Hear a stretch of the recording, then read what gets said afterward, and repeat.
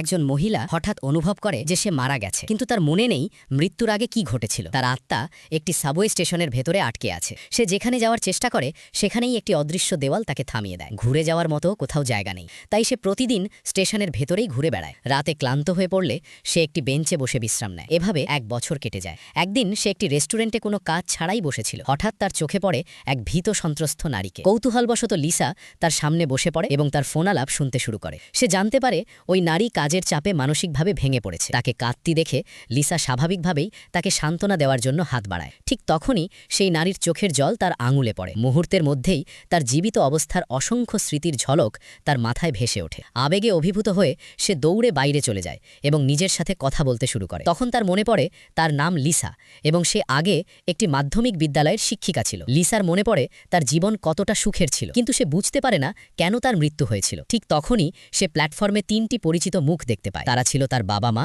এবং তার প্রেমিক। আজ তার মৃত্যুর প্রথম বার্ষিকী, তাই তারা তার শ্রদ্ধে এখানে ফুল দিতে এসেছে। কিন্তু স্টেশনে এ ধরনের কাজ করার অনুমতি নেই। নিয়ম বজায় রাখার জন্য গার্ড তাদের ম্যানেজারের অফিসে নিয়ে যায়। সত্যটা জানার পর ম্যানেজার সমবেদনা জানায়, কিন্তু ব্যক্তিগত অনুভূতির কারণে তারা স্টেশনের নিয়ম ভাঙতে পারে না। নিজের সামনে বাবা মা আর প্রেমিককে দেখে লিসা আর চোখের জল থামাতে পারে না। স্টাফদের বুঝিয়ে বলার পর শেষ পর্যন্ত তার বাবা মা ফুল রেখে যাওয়ার সিদ্ধান্ত ত্যাগ করেন। প্রিয়জনদের চলে যেতে দেখে লিসা নিজেকে সামলাতে পারে না।